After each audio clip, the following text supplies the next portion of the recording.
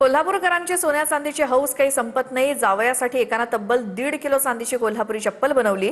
कोल्हापूरचे कारागीर विक्रांत माळी यांनी 8 दिवसात ही चांदीची कोल्हापुरी चप्पल बनवली आहे। बघूयात।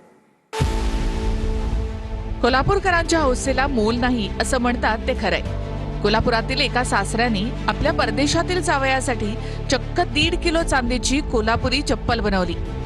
अधिक मासात धोंड्याला भेट देण्यासाठी ही चांदीची चप्पल बनवण्यात आली। एकीकडे देशात सोन्या चांदीच्या दरात वाढ होत असताना आपल्या लाडक्या जावयाला खुश करण्यासाठी चप्पल बनवून घेण्यात आली आहे। चप्पल 9 इंच असून यासाठी 1.5 किलो चांदी वापरण्यात आली आहे। चांदीच्या चप्पलची किंमत साधारण 4.5 लाख रुपये इतकी आहे, तर मजुरी 22,000 रुपये आहे। कोल्हापूरचे कारागीर विक्रांत माळी यांनी 8 दिवसात ही चांदीची कोल्हापुरी चप्पल बनवली आहे।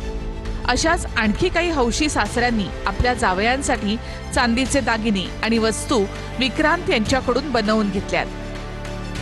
साधारण 1500 ग्रॅम त्याचं वजन होतं।